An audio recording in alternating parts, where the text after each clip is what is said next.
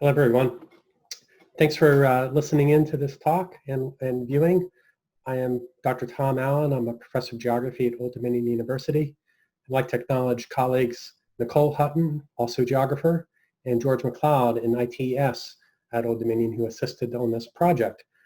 The research questions we have in our project are really focused on how we might envision the future and where future high tides are going with sea level rise.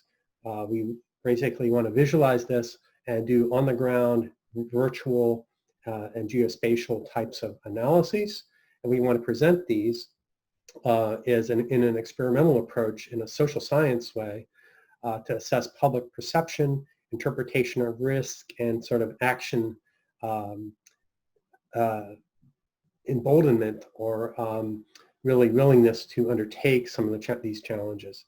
We did ping our project to the sea level rise planning scenarios, so the Hampton Roads Planning District Commission, which are 2050, 2080, and 2100, very close to the NOAA intermediate curve of these continually be adjusting upward of about 0.5 meter, near a meter, and near 1.5 meters.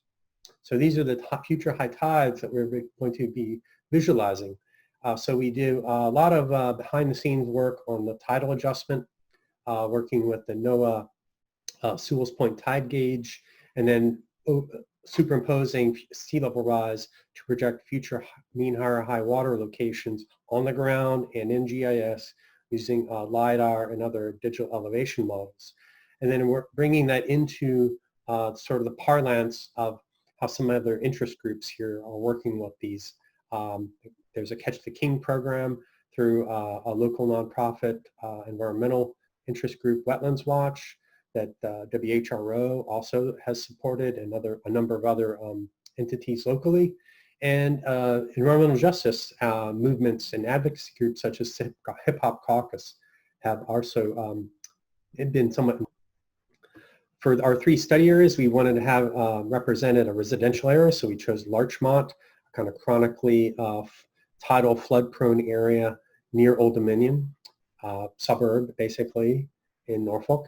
We chose an area of campus. The ODU Sailing Center on the Elizabeth River was appropriate. Also provided a boat ramp to show kind of the gradation of increase in the tidal flooding.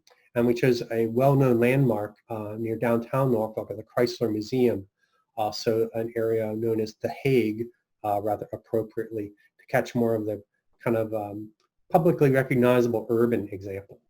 Our mapping approach, and we'll go into too much detail, but we wanted to emphasize high quality, high accuracy GNSS surveying.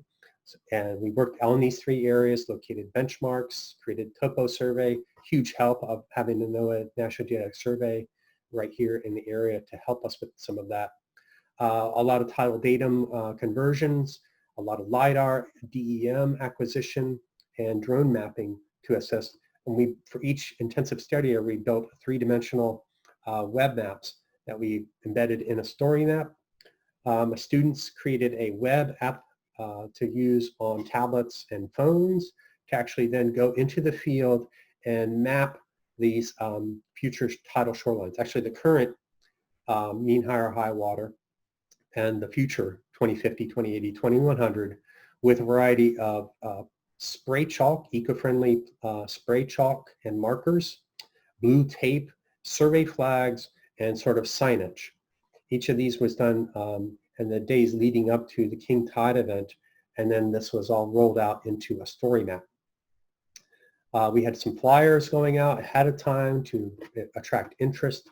We ended up having a lot of media interest going up to this. We ended up being on television 4 times. In the evening primetime coverage, we were on the cover of the front page on a Sunday for the Virginian Pilot local newspaper. So a lot of the media coverage is covered in our story map and web page. You can visit.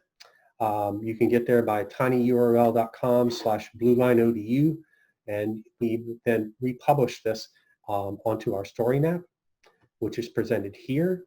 It also has interactive maps where you can see what we've done. I'll show a few. This is the tab that shows interactive blue line maps where you can zoom into the neighborhood, each of these 3 areas. And we also have, if you zoom in really close, drone mapping at about 1-inch resolution. And it turned out the king tide of this particular 2019 event coincided really closely with the 2050 mean high water shoreline. So I thought that was an interesting thing. When we would communicate this and have the public participate that morning, they would comment that we are not, in the future, we're not looking at a king tide to do this flooding. It's looking at a typical everyday sort of sunny day flooding, even twice a day with semi-diurnal tides. So a few screenshots for our web survey. We combined, and as a test kind of approach, ground photos that we took at the event, the two-dimensional maps that you see, such as here, and the story map, and also 3D maps that we created by bringing the GIS content on the future shorelines into Google Earth, and 3D web scenes in Esri ArcGIS Pro. And then we had photographs contributed by a number of people, including Virginia Sea Grant. Here's some of our signage with hashtags, URLs, and ways for people to get to our web survey. There's the Hague. You can see some marking from downtown. We also had signage at each of the sort of stair-step level of future shoreline. Here the line is drawn actually temporary for removal on a statue out in front of the famous Chrysler Museum. And here at the ODU Sailing Center, we had a nice boat ramp to show this. And these are marked with our survey. Our web survey I do not have time to cover, but we had 120 participants. Not per se representative, but still a happily surprising cross-section, and good participation for a web survey. That's going into a manuscript. Key successes, I think it's important that visualization help us make that leap from today's coastal hazards to tomorrow's. And by doing this on the ground and in 3D and in web maps, it sort of helped us bridge that imagination gap that I believe exists, and some research in social science risk communications points out.